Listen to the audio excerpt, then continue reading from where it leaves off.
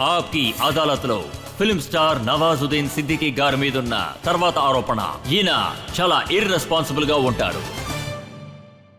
మీరు పెద్ద పెద్ద యాక్టర్స్ ని అసలు పట్టించుకోరు. ఒక యాక్టర్స్ ఉన్నారు, చిత్రాంగద.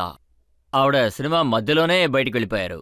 అవును, షూటింగ్ చేసేటప్పుడు మధ్యలోనే ఆవిడ వెళ్ళిపోయింది. మీరు ఆవిడ ఏం చేశారు? ఆవిడ షూటింగ్ మధ్యలోనే వెళ్ళిపోయారు.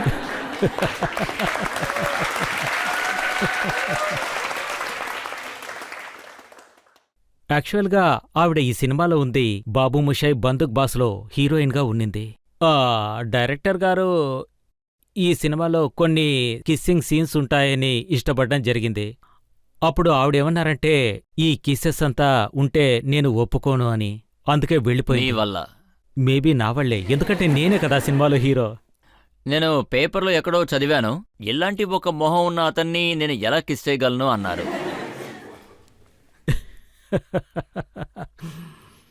ఒకవేళ ఆవిడకి అలా అనిపించుండొచ్చు.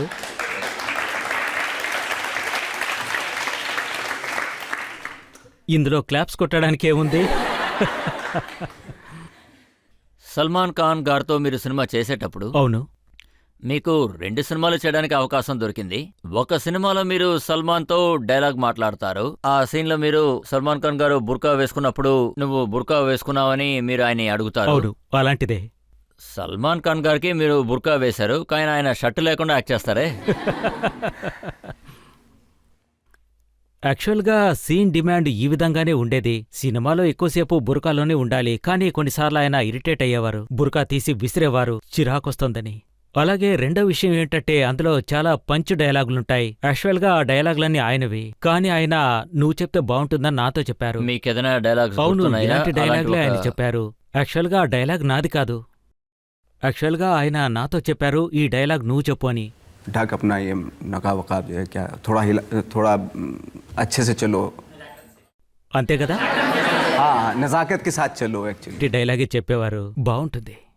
తర్వాత మీరు రై సినిమాలో షారుఖ్ ఖాన్ గారితో పనిచేశారు. మీకేదైనా తేడా తెలిసిందా?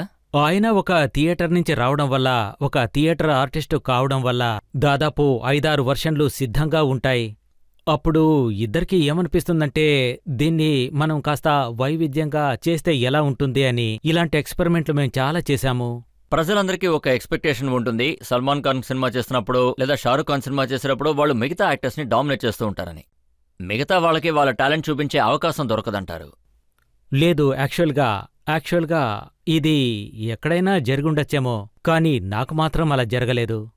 రైస్లో స్పెషల్గా షారుఖ్ ఖాన్ నాతో ఒక మాట చెప్పారు. నీ క్యారెక్టర్, దాని స్ట్రక్చర్ చాలా పెద్దగా ఉంటుంది అని నాతో చెప్పారు. దానికి ప్రాపర్ రెస్పెక్ట్ ఇస్తానన్నారు. చివరిదాకా వారు అలాగే ఉన్నారు. అలాగే అమీర్ ఖాన్, నేనాయనతో తలాష్ అనే సినిమా చేశాను. అది ఆయన ఓన్ ప్రొడక్షన్. సో ఆయన సినిమాలో చాలా డీటెయిలింగ్ ఉంటుంది, అలాగే షార్ట్ బ్యూటీ కూడా ఉంటుంది. అందుకే పర్ఫెక్షనిస్ట్ అంటారు. చాలా డీటెయిల్డ్గా ఉంటుంది. తర్వాత నేనేం విన్నానంటే శ్రీదేవి గారంటే మీకు చాలా ఇష్టం, అందుకే మీరు మామ్ సినిమా సైన్ చేశారట. అవును, ఆవిడంటే చాలా ఇష్టం. కానీ చాలా లేట్గానే అవకాశం దొరికింది. నేను ఆవిడ సినిమాలు చాలా చూశాను. అది ఆవిడ ఎలాంటి ఆర్టిస్ట్ అంటే అన్ని రకాల రోల్స్ చేసింది. కమర్షియల్ ఫిల్మ్స్ చేసింది, అలాగే డాన్స్లో పర్ఫెక్షన్ ఉంది. At the same time Sadma అనే సినిమా కూడా చేశారు. లైక్ చాలా అద్భుతమైన పర్ఫార్మెన్స్ చేశారు. అలాగే వారి పర్ఫార్మెన్స్లో చిన్న చిన్న బ్యూటీస్ కూడా ఉంటాయి, నేను గమనించాను. అందుకే నేను ఆవిడతో కలిసి నటించాలని కోరుకునేవాణ్ణి. మీరు మొదట్లో సినిమాల్లో పనిచేసినప్పుడు, మీరు సఫర్ అవుతున్నప్పుడు, ఆ టైంలో మీరిచ్చిన ఒక ఇంటర్వ్యూని నేను చదివాను. అందులో మీరు ఏమన్నారంటే, నాకు డబ్బులే ముఖ్యమైతే నేను మా ఊళ్ళో షుగర్ మిల్ని ఓపెన్ చేసేవాడిని అన్నారు. నాకు డబ్బులు ఇంపార్టెంట్ కాదన్నారు. అవును, నేను మొదట్నుంచి డబ్బుకు పెద్దగా ప్రాధాన్యత ఇవ్వలేదు. ఎందుకంటే అందరూ అనుకుంటూ ఉంటారు డబ్బే ముఖ్యము అని. కానీ డబ్బే మన వెనకాల రావాలని నేనంటాను. ఆ విధంగా మనం చేయాలి. కానీ ఇప్పుడు మీరు ఏమంటున్నారంటే, నేను ఫిలిం ఇండస్ట్రీలోనే హైయెస్ట్ పెయిడ్ యాక్టర్గా అవ్వాలనుకుంటున్నానన్నారు. నేను ఐ థింక్ ప్రతి ఒక్కరూ హైయెస్ట్ పెయిడ్ యాక్టర్ నన్ను అనేవారు. చాలా ఎక్కువగా డబ్బు సంపాదిస్తున్నానని. నేను నా పారితోషికాన్ని డిసైడ్ చేయలేదు, కానీ ఇండస్ట్రీనే నన్ను అలా ఉంచింది. వారే స్వయంగా ఇచ్చేవారు. తర్వాత కొంచెం అరగెన్స్ వచ్చిందా? ఇప్పుడా? లేదు, అరగెన్స్ ఏం లేదు.